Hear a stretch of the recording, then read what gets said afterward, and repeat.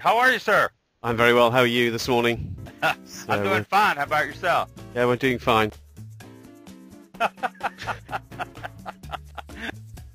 I call myself Blindhorsedancer because I am blind with only 10% of vision.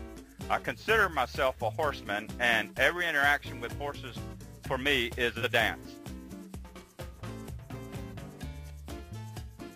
I am able to surf the internet by, first of all, setting my computer screen on different settings. For me, white on black works best.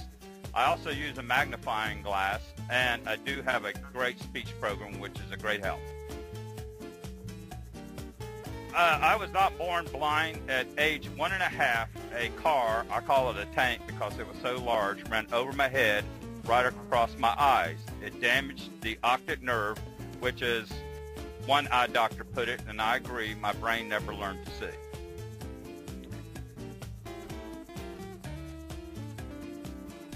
That was at age 8 when I went to my first horse camp to learn how to carry and ride for horses, and I was set on one for the first time.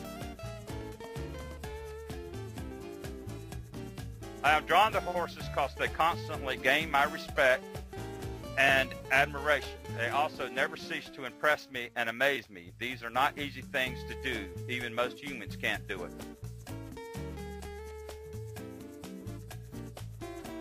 I feel that my relationship is different from most sighted people is that because I am blind with only 10% of vision, I use my other senses at a higher level, which allows me a unique physical, mental, and spiritual connection with the animal. I think my sense of touch, horses communicate a lot with sense of touch. If you ever watch them with a pasture, is a little more sensitive since I do use Braille, and I can feel them and physically tell what's wrong with them physically.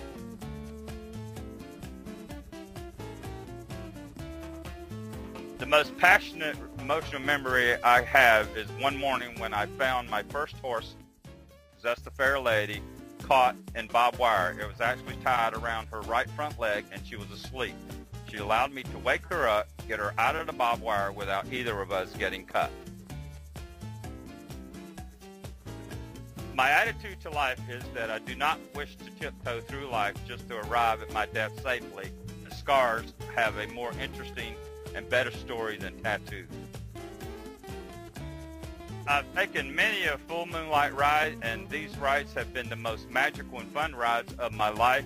Some of the strangest and weirdest things have happened to me, and the reason I enjoy them the most is at the times I have taken them, late night and early morning, most of the human world is in bed asleep, and I feel like I have the world to myself. Because of my lack of sight, do not have a problem going out and gearing up my horse in the dark. And usually, a lot of the rides I rode bareback on Zesta Fair Lady, and I, of course, depended on her sight and her abilities more than mine. Horses have great night vision.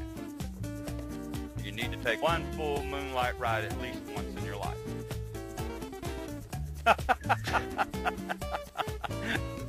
I use Trot on TV because I find it one of the most easiest and friendly websites on the internet, and it also allows me to communicate with people across the world to get their ideas and philosophy on training, riding, and ownership of horses.